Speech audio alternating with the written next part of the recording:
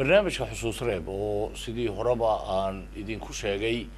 aanu kaga hadallo waxyaabaha ay noola muuqato inay mudan yihiin in laga sheekeeyo maadaama waxyaalo badan ay ka dhaceen geeska africa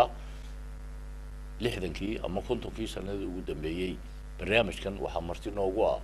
jenaraal xasan yuusuf maxamuud oo ku magac dheer jenaraal xasan salin loo yaqaano generaalku waxa uu ku dhashay aynaba waxa uu ku barbaaray arladaas dabeedna waxa la keenay burco waxa uu quraanka sidii caadada ahayd ku bartay iyo dugsiga hoose dhexe kadibna waxa uu ka mid noqday ardaydii dugsiga sare ee sheekh 1969 ayuu ka baxay dabeedna 1970kii waxa loo diray wadankii loo oran jiray midowga Sovieti ama Ruushka militariga ayaa qaatay waxa uu soo bartay culumta logisticska loo yaqaano ama taakulaynta ciidamada ama saadkaba 1974kii ayuu ku soo laabtay Soomaaliya dabeedna waxa loo bedelay Hargeysa waxa uu ka mid noqday ciidamadii 1977kii markii dagaalkii baana uu dhexmaray ciidamadii Soomaaliya iyo Ethiopia ragii dagaalkaasi ka qayb qaatay waxa uu ahaa ninka madaxda u ah taakulaynta ama saadka ciidamadii aagagii dagaalku uu ka jiray 1983kii waxaa loo bedelay taliska guud ee xagga logisticska ama taakulaynta oo uu markaa isagu taliye ka noqday 1986kii waxa uu ka mid noqday ragii farakutiriska ahaa ama haddaan xasuusto labadii jarane qulahaa ee kasoo jeeday dhinaca waqooyiga gaar ahaan dadkii iyagu taakulayn jiray ee salamta oo laga dhigay generaal ayuu markaa noqday burburiya baaba ayaa dhacay dalkii uu jananka ka ahaa uu kala socday dabeedna 1990kii wixii ka dambeeyay isaga la fahantiisa meel joogo kala waayo halkii uu ka tagay barkii uu yaraa iyo dhulkii uu u dhashay ayuu u soo noqday hase yeeshee kuma raagidiyada lafteeda 1993kii waxa qaadatay hay'adda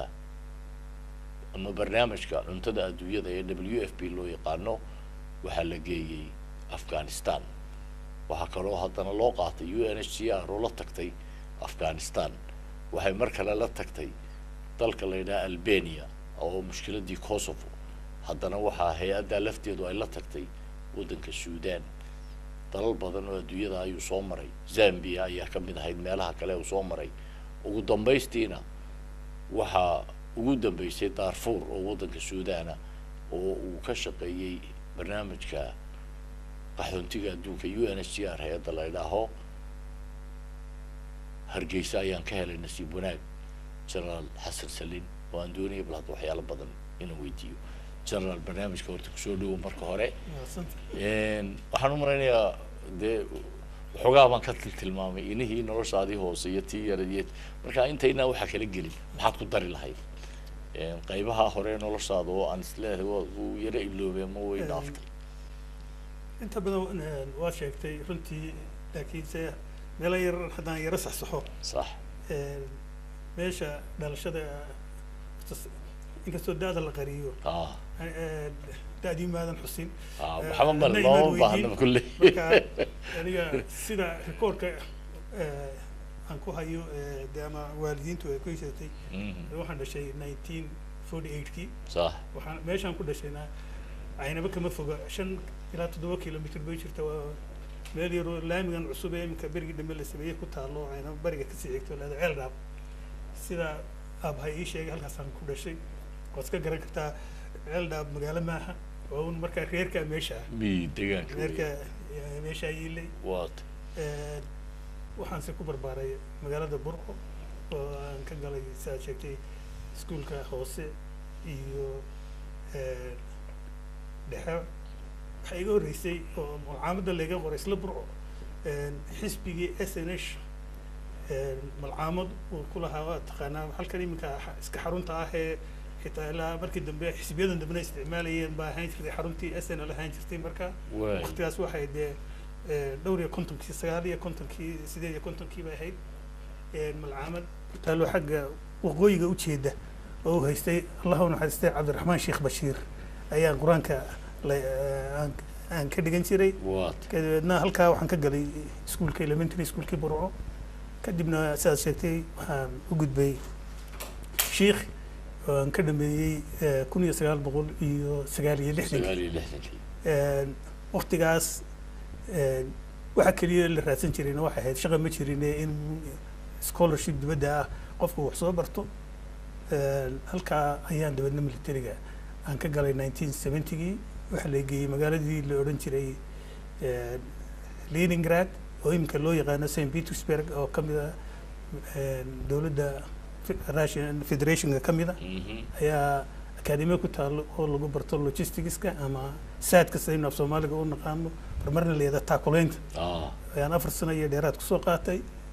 oo aan halkaa kusoo qaadanay culumta militariga masters in military science aan kusoo qaatay dabeedna waxaan kusoo noqday dalka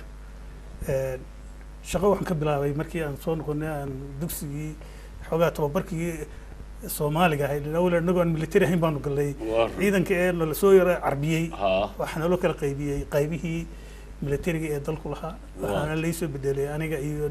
niman aan ku jiro dhowr nin 3 nin baan ahay waa xasuusta labadii nin kale nin food la yiraahdo maxamed axmed food iyo nin axmed sheekh la yiraahdo isagana oo axmed dheere lagu naanayso saddexdaasna loo soo bedelay Hargeysa marka waxaan noqday anigu ku xigeenka in fact madaxa taakuleynta ama saadka ee ciidamadii waqooyi deganaa waxa halkaa markaa madax ka qaybtii 20aad waxa madax ka ahaa allah u naxariista wuu dhintay corneyl yaa markaa haystay muddo yar kadib aniga ayaa la wareegay anigoo maadaama aan anigu mid jaamici ahoo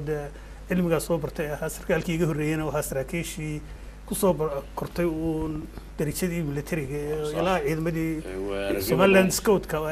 ayuu ka mid ahaa geed qiyaad allah u naxariistay colonel geed qiyaad baan kala wareegay dagaalkii 77 sidaad sheegtay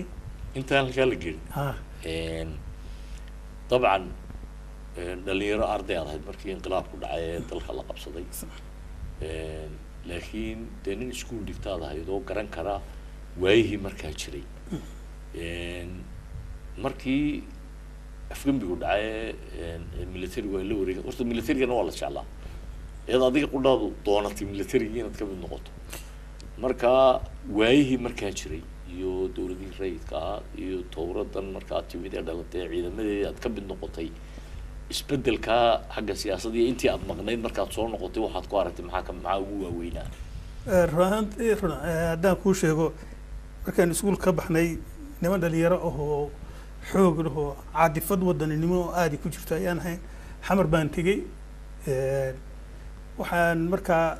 la kulmay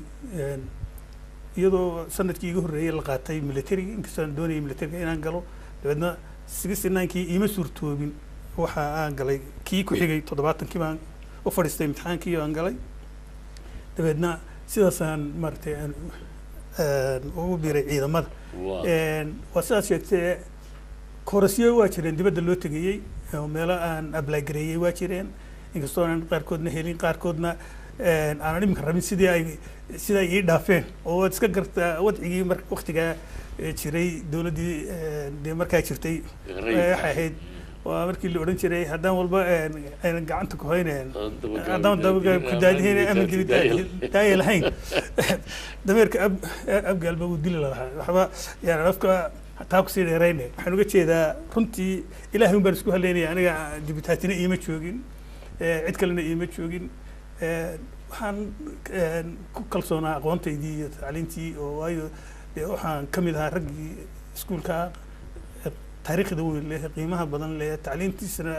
la wada ogyahay ka soo baxay baan ahaa imtixaanaadkii markii la garanay raggii ugu sarreeyay baan ka mid ahaa sidaasaan dabeedna aan militariga ku galay waxaa la dilay saraakiil ama askar aad loo ammaano waxtar lahayd si qalada lagu dilay baa la yidhaha rag badan oo saraakiil hore waxay ii sheegeen ciddii mas-uulka ka ahayd dilka qolo waxay tidhi ciidankaa waxaa mas-uulka ahaa in la laayo qolo tidhi beri jarmalka waxaa uu sameeyo tactica ahaan baa loo sameeyey in la laayo si loo bajiyo askarta inteeda kale qolo waxay leedahay inqilaabkaa laftiisa aad sheegaysay baa wax kaga jira maxaad ka og tahay dadkaa jigjiga saraakiil dhowr iyo 80 askari ama sarkaal oo u badnaa askari xigeen iyo saraakiil xigeen iyo dadkii aad loo amaano lahaa weliba wala idin tallicinaya baa lillahi yani de markhaatiba uma baahna marka inta lala hadlay ururadii la yidhi taliyo urur kastaba soo dir saddexda sarkaal xigeen ee ugu mudan ee aad usoo jeedinayso dalacaad ee soo xulay isagoo rumaysan waxaa loo sheegayaa inay tahay dhabaho daacada dabeedna dhiigga dhegta loo diray waad iska garan kartaa ujeeddadu waxay ahayd markaa waxaa ka mid ah saraakiisha aan dembiga lahayn inta la iska soo qabtay halkan la keenay hargeysa la keenay dabeedna la laayay iyo weliba aan inta badan maxkamadii xukumin qaarkood inta la qaaday ABC gudihii iyagoo lagu sii wado ABC gudihiisii la leeyahay waa lagu dilay oo kuwii wada bilisna militariga wada ay ku dileen marka waxaasoo dhan ujeeddada marka aad eegto waxay noqonaysaa kusoo ururaysaa waxa weeye rag ujeedda hoose watay oo aan dagaalkan ba daacad ka ahayn iyagu dagaal kale watay doonayayna inay ciidanka moraal jabiyaan ciidanku marka uu soo jabay ee soo noqda uu dabeedna iyagoo taa ka faa'iidaysanaya inay ku jeediyaan rejiimkii markaa waddanka xukumeeyey dabeedna ay inqilaab reeraysan ay ku sameeyaan sidaas ayaa jiray oo ay ka mid ahaayeen kuwii madaxda u ahaa inqilaabkaasoo markaa dagaalku qaybtiisii dambena halkan nala joogo abaabulka qaabilsanaa waxaa la yidhaahaa way jirtaa qoladaad sheegayso masalan inqilaabka isku dayay laakiin waxaa la yidhi nimankaa cali samatar baa amarkooda bixiyey in la laayo cali samatar ma inqilaabku ku jiray markaa miyaanu dawladda daacad u haynoo weliba loo tirinay ninka qudhahee keliyaha uu ahaa ma garanaysaa militariga ama taliskii maxamed siyaad barre runtii haddaan taa kaaga jawaabo amar cali samatar bixiyey anigu ma maqal intaasaan ciidanka ku jiree laakiin waxaan ogahay amarka ninka bixiyey inuu ahaa ninkii inqilaabka waday markii dambe isku dayay inuu ku sameeyo fashilay yaa amarka bixiyey waayo isaga aagaa markii dambe madaxka loo diray isaga markii dambe halka abaabulka halkan ka aha markii hore markii dambena aaga qayb kamida loo dhiibay isaga awaamirtaa bixiyey oo raggaa laayay ayaa anigu xogta ku haya anigu markaa xamar baaban joogay jenaraal xasan salim aakhirkii malaha dagaalkaa waa kugu raajiyeen malaynaya maadaama dhacdo weyn oo taariikheed taariikh weyn oo loo baahiyey runtii in la xuso raggii ka mid ahaydna halbowlaha uu ahaa runtii dagaalkaa dhinaciisa aakhirkii waa laydin soo jabiyey weliba idinkoo aan inta sood guul weyn keenteen dhitinayo oo laydin soo kala karbaashay baa laydka maxaa ugu wacnaa intaa hore qaybta hore kubayana sidee u dhacday soo erigaa iyo markii dambe wixii laydinku sameeyey iyo jabkii iyo burburkii dhacay iyo su-aasha kale muhiimka la isweydiin waxa ciidamadii idinkaga dhintay iyo kuwa adlayseen wax taakula wax ma garanaysaa tirakoob oo laga haya ood meella ku maqashay ma jiraan tirada dadka runtii inaga dhintay militariga kale maahane shicibka ahaan iyo jabhad ahaan intaba waa badnaayeen kama yara ilaa dhowr iyo 20-30 waa ku dhow yihiin soo jabinta haddaan ka hadlo innaga Ethiopia nama jibin runtaa wanaagsan marka aynu runta wada hadlo innaga Ethiopia nama jibin innaga waxayna jabiyey waarsayna soo celisay way naga soo saartay dhulkii aynu gaadhnay aynu qabsanay aynu xoreynay Soomaali galbeed lagu magacaabayay iminkana waa Soomaali Ethiopia la yiraahdaa dawlad deegaanka Soomaalida Ethiopia la yiraahdaa Ethiopia naga soo saarin waxay naga soo saaray Ruush bay naga soo saaray waxa markhaati kaaga ah saraakiishii dee frontiga joogtay ay dee markhaati noo furaya markii aynu soo baxaynay ciidankeena iyo ciidanka Ethiopiaanka waxa u dhaxeeyay ciidamo waarsa ah oo khaasatan ciidamo Ruush oo bafar ahaan u dhaxeeyay marka baabuurka jaba gaariga meel gala markay soo gaadhaan intay la banjariyaan oo hagaajiyaan oo hadduu batrool u baahan yahay batroolka ugu shubaan bay lahaayeen taa waddadii Soomaaliya xuduudiina socda kuwii Ethiopian-kan ay hakinayeen marka weli waxay ahaayeen niman weli naf ka yara sugaya oo weli raj ka yara qaba inay marka dagaalkani joogsadaan inay Soomaaliya wanaagii sidii inay lagu sii wada joogsan ciidanka Soomaaliyeed jabay inay lagu sii wada joogsan ay intii nabad geli kartaan nabad gasho ku noqoto dalkoodii taasina ay u noqoto saldhig inay Ruushka iyo marka Soomaaliya cilaaqaadkoodii uu dib u soo noolaado oo laba dal oo hanti wadaag isku sheegay oo labada dhinacba inuu marka labada gacmood ku kala haysto ay noqdaan general markii la idin soo saaray ee ay dhamaatay sheekadaas ciidamadii gudaha soo galeen sheeko cusub baa markaa bilaabantay iyana oo ah burburkii iyo baabi'ii ay ku dambeysay dawladdii Maxamed Siyaad Barre ee Soomaaliya ma la odhan kara waxa sabab u ahaa soo noqodka ciidanka halkaa la soo jabiyey in markaa jabkii gudaha dibadda u soo noqday inqilaab bilaabmay hawlo kala bilaabmeen maxaad xasuusataa dhacay intii dambe sidaan iyar kugu yara taabtay dagaalka aynu ka soo baxnay waqtigaas laftiisa marka lagu wada jirayba daacad lagama wada ahayn dad ba hoosta waxay ka wateen fikrad kale oo ah inqilaabiya oo ah inay baawarka iyagoo ka faa'iidaysanaya waxaa jira dhibaatada taagan iyo dagaaladaa socda iyo inay laciifiyaan rejiimka dabeedna inqilaab ay dhigaan ragga hawshaa wadayna waxbaa iminka magacaabi maayo ninkii ugu qabqablaysna waad garan kartaa waa magaciisa la odhan jiray raggii waqooyigan loo soo bedelay buu ahaa waxyaabaha aan anigu ka xasuustay aan dee iminka markaan dib sarkaal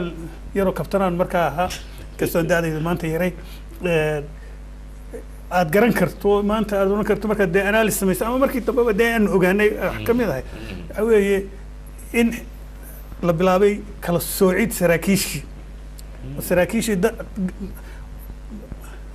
cid gaarana dadka intiisa badanna lagu cabayo frontka markay yimaadaan waayo wada ogta marka dagaal dhaco saraakiil iyo saraakiin iyo askari ba dhaawac baa imanaya dhimashaa imanaysa mashaakil badan baa imanaya mid kale waxaa loo baahanayaa abaabul xaggii dambe dee waxbaa kasii dhacaya ciidanka wax xagga dambe kasoo buuxiya ciidan kale la soo qoro marka saraakiishii frontka ku jirtay markay sii yaraataba intaa waxaa lasoo dalbanayay saraakiil cusub oo taliya ururo taliya horimo taliya guutooyin iyo ciidankii kale caadiga ahaa ragga mu'aamarada waday waxyaabaha ay ku kacayeen markii dambe dee faashilka noqotay ee la ogaaday waxaa ka mid ahaa in dadka si gaara loo kala xuleeyo loo kala shaadheynaya dadna la reebayay oo meelaha dugsiyada tababarka yar ee abaabulka lagu sameynaya lagu reebayay dadna markay soo taagaan ba frontka lagu cabayay ay ka mid yihiin raggan weligood ba ciidan bal hogaamin oo masalan ama rag siyaasadda soo bartay xafiiska siyaasadda soo bartay Lafoof iyo Moscow iyo ka soo baxay rag aan aqoon khibrad military weyn ba lahayn lagu cabayay frontiga raggii la rabay inay frontiga tagaana lagu reebayay meelaha dugsiyada tababarada iyo waxaankaas ujeedada inay kayd loo samaysto raggana ka bixinay berita hawlaha u qorshaysan lagu fushado loola jeeday ayaa runtii 1978 aakhirkii inqilaab la isku dayay kamid ahayd raggii inqilaabka ama wax ka ogaa ama doonayeen wax ka sameeyay kulli de kuma tirin wadiga ni sheegay inaad xagga horeba isku soo leyseen oo adiga lagu soo misaafuriyo leeydi xaruntii lagu celiyay bal hadda inqilaabkaas military ahaan sidii uu dhacay iyo fashilkiisii iyo sheekadii ka dhalatay militariga lixdeed iyo rag badan oo saraakiin markii dambe la laayay oo iyo qudeeduna ama inqilaabka lagu tuumay ama kaba mid aha ku isku dayay sameeyay sida uu dhacday iyo siyaasadii isbedeshay ka dambeysay runtii waxa weeye inqilaabkaas aan ku sheegay tuhunku markiiba ku dhacay oo iskana cadaan noqotay ciidii hogaaminaysay markaad eegto inta madaxda markaa isku tilmaamaysay hogaaminaysay oo dhan in isku deegaanka soo wada jeeda ayay ahaayeen oo la wada ogyahay oo wadigii magacaabayba ninkii dee hogaaminayay annaga saraakiisha kale inkastoo amaan ahaan saraakiil yaran ama saraakiil dhexe ama saraakiil waaweynba inta badan waa laga qarsaday waxay u badnaayeen boqolkiiba waxaan odhan karaa 99 isku degaan isku reer yaro isku degaan isku reer bay ahayn wixii arrintaa waday ee kasoo horjeestay rejiimkii markaa jiray iyo dowladdii iyagoo isticmaalaya caadifadii ciidamada ciidanku markuu soo jabo had iyo jeer cadho ayuu la soo noqdaa cadhadaasna wuxuu kula mararka qaarkood kula jeestaa gudaha ayuu kula jeestaa oo ama si fiican baan naloo taakulayn ama si fiican baan naloo hogaamin ama si fiican baan waxaanu doonaynay naloo siinin ama si fiican baan naloo jahaynin oo waxa laga rabay dagaalkanba naloo caddayn marka cadhadii inay cadhada noocaas iyagoo isticmaalaya inay ka faa'iidaystaan ayay inqilaabkaa la isku dayay waana kii fashilay waayo markiiba daqiiqadii horreysay wuxuu u ekaaday inuu yahay inuu qolo wado inuu wax reeraysan yahay waxaa la yidhaahaa qaran looga fekeraya inaysan ahayn cabdillaahi yuusuf oo ahaa sarkaal sare oo haystay qaybtii lixdanaad iyo oo doonayay inay iyo wax isku ogaa iyo qoladan kale cirre iyo inqilaabka lagu qabtay inay kala hororsadeen xamar wax ka samaynta oo cabdillaahi yuusuf la filayay inuu isagu madax noqdo laakiin aan siyaasiyan saraakiil badani ee la socon haddana waa kii markii dambe dee ka baxsaday isagu etoobiyay ka samaysteen ma garanaysaa jabhad markii ugu horreysay taariikhda soomaalida military oo militarigii xaggan ka tirsanaa waxaa kale ka wareegay ciidankii xabashida ee colka ahaa inay shalay day kasoo horjeeday soo kaxaysan xaaladaaseed u aragteen idinku ama adigu aada uga warhaysaysay ku bilaabantay iyo dareenkii laga qaatay dadku iyo sababtii inqilaabkaasi uu fashilaadeedu ku timid sida wararku ay u badnaayeen waxa weeyaan ninkan xamar wax ka sameeyey iyo ciidanka watay iyo cabdillaahi way isla ogaayeen hase yeeshee haddana hungurigii damacii ayaa lagu heshiin waayo waxaa hororsaday ciraa ka hororsaday inuu isagoo cabdillaahi yuusuf oo ka hormaro waxaan odhan karaa wax kalena maahayn waxa weeyaan haddii idinkoo wada socda ay wax idiin hagaagaan adigu waa lagu riixaya waayo dee cabdillaahi yuusuf qarjajaale gaboobay oo soo ka waaya aragsan oo ka ciidanka uga horreeyay oo dee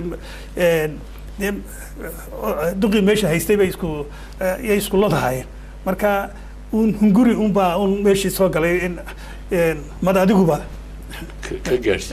ka gaadhsiis taasaa inta badan fashilisayba ayaa la yidhaahdaa ciidamo loogu talagalay markii baydhabo inuu ka keeno cabdillaahi laftiisa lama sugin uu ka horarsaday la leeyahay tan kale waxaa fashiliyey yani xamar baan joogay habeen walba waxaan isku arki jiray shirka ofishaal ninkan hogaaminayay waanu sheekaysanaynay waanu bilyaardigaan wada ciyaaraynay waanu waxbana nooma sheegin waayo dee in gaara wutay in gaara oo ama reer ku sabaysan ayuu watay cid kale lama soconin marka cid kalena waxuma sheegin taasaana fashilisay yaa fashilisay oo de markiiba de waxa kasoo wada horjeestay waxa weeyaan dadkii kaloo dhan ayaa kasoo wada horjeesto arkay inay wuxuu tahay arrin dee qabyaalad iyo waxaan loo baahnay iyadoo dalkii oo iska jilicsan iyo oo burbur waqtigaa de kasoo iyo defeat kasoo lasoo jebiyey kasii baxayo inuu kala dhex kacay inqilaab iska xukun jacayl ah oo aan xalaalo wax wadaninimo iyo wax wanaaga midna aysan ku jirin ma ammaanayo rejiimkii dee markaa jiray laftiisa uma odhanayo de wuxuu ahaa malaa'ig buu ahaa laakiin dee at least xaaladii markaa jirtay de xaalad reer kaliya inuu damco inuu qabsado maamulkii dalka ayay u muuqatay markiiba de kulligay waan kasoo wada horjeestan wixii xamar joogay iyo wixii meel kala joogay wixii kala joogay waa laga soo horjeestay markii dambena waa la dagaalantay markii dambena dee dagaal baa noqotay ha khasab Ethiopia iyo xagga marka Ethiopia kasoo jeestayna dagaal bay noqotay waa laga hortay qayb kale loo samaysay oo waxa weeyaan reernimaan dal loo laayay taariikhda markii ugu horreysay ومدق goboladii mudug jabhadda darteed ciidamada lagu fasaxay marka mid ahayd ragga amarka wax ka bixiyay ama wax laga siiyay wax ka ogaayay dagaalka gal ما كمان مدح واي كمان شقينين با ولقي مدق إيو adiga talada logistics iyo taliska waxa kaaga badhay anigu logistics kan sidii aan laga bedelay halkan mu'amaradii aan ku sheegay hore laga bedelay hargeysa lageeyay xamar u baleegay marka xamar hogaanka taakulaynta ee xamar ee saadka ayaan anigu ayaan joogay madaxna marka kamaan ahayn markaan tagay waxa ka madaxa حسن فارح بقى كميدها حسن يرين الرياضة يا كمدها كدبنا مدة كدبا أنا قال لي ديبي مركز شيء كذا مدو كرد عادي شيء كذا مدو كرد عادي والله الشيء كا فهمت وناكسن لكن هو حقيقتنا وعطينا ورنكرو ما سكر بها الكامل هبلا يكرد عادي وما عيد قارا يقول لي ما تشوفه لكن هو بالوحة معارض مركز عيدن كسر جيستو عيدن كانوا ويسكي عليا كل دباتة كرد عادي ودتك وأجحي دباتة بدن بهالك كرد عادي فهمتي وأنا وحيابها ده فهمتي أطلع حماده ما تو لا يابا عن يشغل بكل هين أو عن قرينا قاعدين وحنا قاعدين إن مركز كاركود دد محمقرات محمد كساهي أي والله يا وارهير بالبكسو تشيدان كوني سقال تواير قديم لو أنت تافق بين إن تي هالكن كرد عادي وأنت صوّده كوني سقال مرخاتي يوم مرخاتي